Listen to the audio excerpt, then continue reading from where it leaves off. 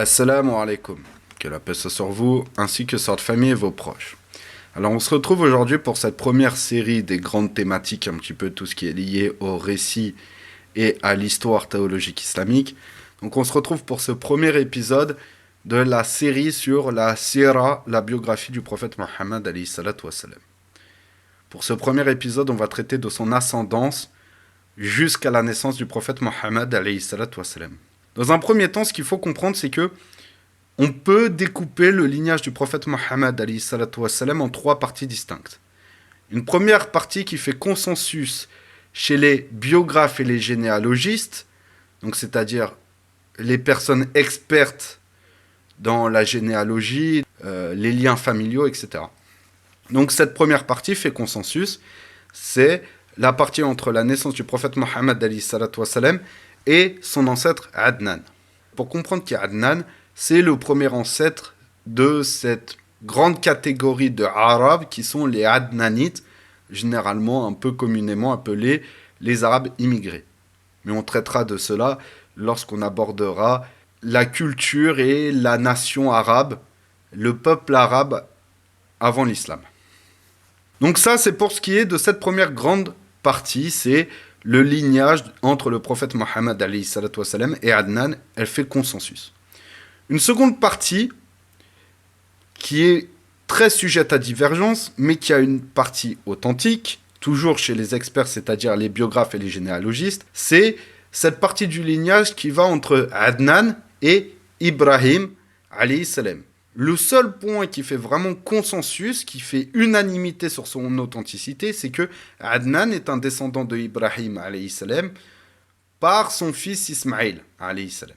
Mais le conseil général des ulama et surtout des biographes et des généalogistes, c'est de délaisser ce lignage, en tout cas le lignage entre Adnan et Ismaïl et Ibrahim alayhi salam. Et enfin cette dernière partie, pareil, où la majorité du lignage est à délaisser parce que les sources se basent quasi exclusivement sur les récits des Ahlul Kitab et la généalogie parmi les Ahlul Kitab, donc c'est-à-dire les gens du livre, les chrétiens et les juifs, c'est le lignage entre Ibrahim alayhi salam et notre père Adam alayhi salam. Et comme vous pouvez le voir à l'écran, je vous mets le lignage le plus authentique en mettant en pointillé, c'est les lignages qu'il vaut mieux délaisser, et en ligne droite, si on peut dire ça ainsi, c'est les lignages les plus authentiques. Donc vous voyez que au final, il y aura très peu d'informations en pointillé. Donc revenons au prophète Mohammed alayhi salatu wassalam, et plus particulièrement son clan, sa tribu. Donc le prophète Mohammed alayhi salatu wassalam vient du clan des Banu Hashim. Donc le nom de ce clan vient de Hashim ibn Abd Manaf. Pour comprendre pourquoi ce clan se nomme ainsi, il faut comprendre qui est Hashim. Le nectar cacheté, c'est-à-dire la source principale sur laquelle je me base pour écrire cette série de vidéos, nous dit ceci. Comme nous l'avons vu précédemment, Hashim est le fils de Abd Manaf, qui eut la charge de ravitailler les pèlerins lorsque les Banu Abd Manaf et les Banu Abduddar finissent par se résoudre à partager les tâches. Hashim était un homme riche et très honorable. Il fut le premier à servir une panade aux pèlerins, ce qui lui valut d'ailleurs le surnom de Hashim, qui provient du mot arabe Hashama, signifiant écraser, dans le sens où il écrasait le pain pour les pèlerins, lui qui s'appelait en réalité Amrou, qui institua la tradition des deux voyages des Koraïchites, le voyage d'été et celui d'hiver.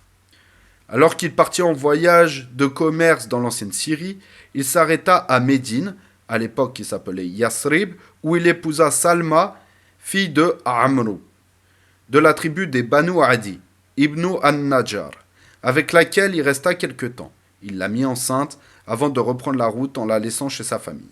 Hashim mourut à Gaza, en Palestine, tandis que son épouse accoucha en l'an 497 de Abd al-Muttalib, qu'elle surnomma Sheiba, en raison de quelques cheveux gris qu'il avait sur la tête. Elle éduqua son enfant chez son père à Yasrib, donc Médine, sans en avertir les membres de sa famille paternelle située à la Mecque. Hashim avait 4 fils, Assad, Abu Seifi, Nadla et Abd al-Muttalib, ainsi que 5 filles. Ash-Shifa, Khalida, Da'ifa, Ruqaya et Jannah. À sa mort, c'est-à-dire la mort de Hashim, c'est son frère Al-Muttalib, que les Koraïchites surnommèrent Al-Fayyad, qui signifie le généreux en raison de sa grande largesse et de son altruisme envers les pèlerins. Après 7-8 ans à la tête du clan des Banu Hashim, il se rendit à Yasrib, c'est l'ancien nom de Médine, pour récupérer son neveu, le fils de Hashim, afin de restaurer l'honneur de son père. Alors arrivé à la Mecque, les gens dirent « Voici l'esclave, le serviteur, Abd, d'Al-Muttalib », ce qu'il réfuta aussitôt, mais ce surnom resta celui auprès duquel sera connu son neveu. À la mort de son oncle, Abd al-Muttalib prit la direction du clan des Banu Hashim. Il perpétua la tradition clanique de l'accueil et du ravitaillement des pèlerins, dépassant ses aïeux en dignité, ce qui lui valut l'estime des Quraysh. Il y eut 2 événements marquants qui se passèrent durant la vie d'Abd al-Muttalib. Le premier fut la découverte du puits de Zemzem. Nous allons en parler juste après. Et le second, la bataille de l'éléphant, qui fera l'objet d'une vidéo à part entière. Pour ce qui est de la découverte du puits de Zemzem, toujours dans le Nectar cacheté, voici ce que nous pouvons lire. Concernant Zemzem, il reçut en rêve l'ordre de creuser un emplacement précis. Ce qu'il fit, c'est là qu'il découvrit les biens qu'avaient laissés les Jurhum lorsqu'ils avaient dû quitter la Mecque. Il trouva ainsi des épées, des boucliers et 2 gazelles en or. Avec les épées, il fabriqua une porte pour la Kaaba, qu'il décora d'or après avoir fait fondre les gazelles. Puis il instaura la tradition de l'approvisionnement en eau des pèlerins à partir de Zemzem. Dès lors, l'eau commença à jaillir du puits de Zemzem. Les Koraïchites demandèrent à être associés à Abd al-Muttalib pour cette tâche, chose qu'il refusa. Les Koraïchites insistèrent et décidèrent de consulter la prêtresse des Banu Sa'ad, Hudhaym, qui se trouvait aux frontières de l'ancienne Syrie. En chemin, leurs provisions d'eau s'épuisèrent et Allah fit descendre sur Abd al-Muttalib seul une pluie, faisant ainsi comprendre à ses adversaires qu'ils avaient tort. À cette occasion, Abd al-Muttalib fit le vœu de sacrifier un de ses fils à la Kaaba, si Allah lui donnait 10 fils en âge de le défendre. Maintenant, nous allons parler du père du prophète, alayhi salatu wassalam, Abdullah. Son nom vient d'un serment qu'avait fait son père Abd al-Muttalib. C'est le serment que l'on vient de voir suite à la découverte du puits de Zemzem. Si Allah lui accordait 10 fils forts en âge de le défendre, il sacrifierait le 10e. Et son 10e fils était Abdullah. Il alla donc vers la Kaaba dans le but de le sacrifier, mais les autres clans de Quraysh, notamment les Banu Makhzoum et son autre fils Abu Talib, voulurent l'en empêcher. Il devait, pour maintenir son serment, sans sacrifier Abdullah, se rendre auprès d'une prêtresse et tirer au sort entre Abdullah et 10 chameaux. Et si Abdullah était choisi, il devait augmenter le nombre de 10 chameaux par 10 autres, et ainsi de suite, jusqu'à ce que les chameaux soient choisis. Il rencontra donc une prêtresse de la Mecque et procéda au tirage au sort. Ce fut Abdullah qui fut choisi à chaque fois, jusqu'à ce que le nombre de chameaux arriva à 100. À partir de 100 chameaux, ce fut les chameaux qui furent choisis. Traditionnellement, le prix du sang chez les Arabes était de 10 chameaux. Depuis ce jour, le nombre passa à 100 chameaux. Ce principe sera par la suite perpétué lorsque l'Arabie devint musulmane.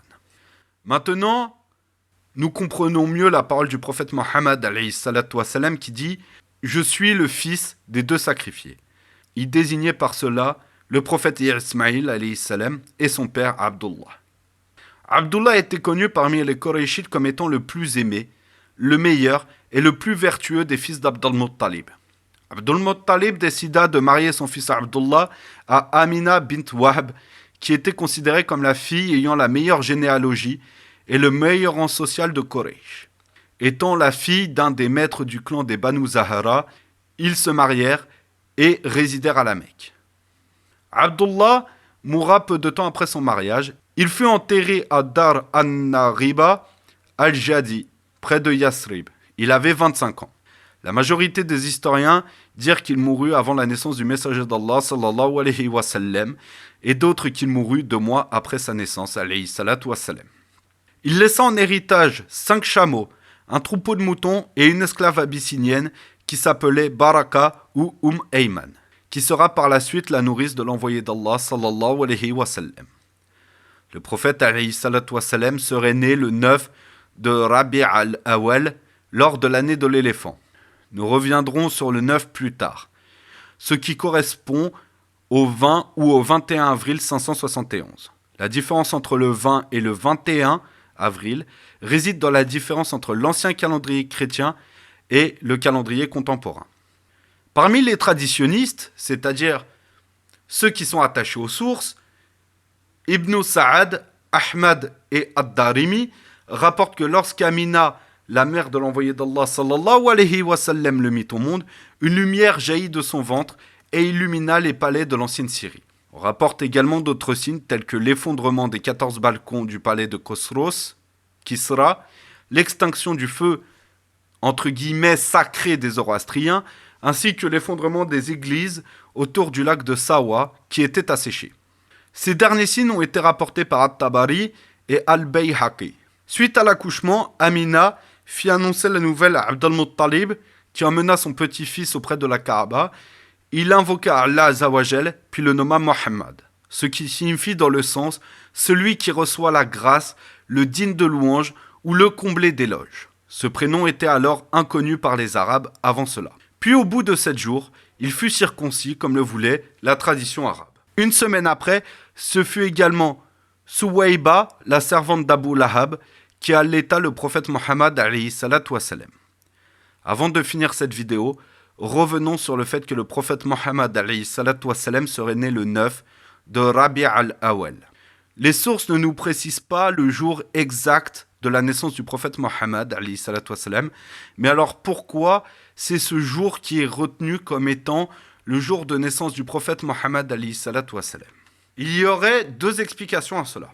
Le premier point, les signes miraculeux que nous avons évoqués plus tôt ont pu être datés a posteriori. Deuxième point, les Arabes avaient une maîtrise de l'astronomie et du calcul du temps par les astres, ce qui a permis de calculer la naissance du prophète Mohammed alayhi salatu wa salam. Mais nous verrons ça plus en détail lorsque nous traiterons de la culture et des civilisations et de la civilisation arabe avant l'islam. Après, Allah Azawajal est le plus savant. Voici ce qui conclut cette première vidéo de la série sur la biographie du prophète Mohammed alayhi salatu wa salam. Avant d'en finir avec cette vidéo, je tenais à remercier les frères du collectif Astronome et également le frère Enlight AI pour toute l'identité visuelle de la chaîne. Vous trouverez le lien de leurs travaux dans la description de la vidéo. Vous trouverez également le livre sur lequel je me suis basé. Et enfin, dernier point, je remercie le frère qui s'est occupé de mixer cet audio afin qu'il soit de la meilleure qualité possible. Je le remercie également pour tout ce qui est l'identité entre guillemets sonore de la chaîne avec les musiques des génériques et ici ce remix d'un nasheed assez connu dont vous aurez le lien dans la description de la vidéo.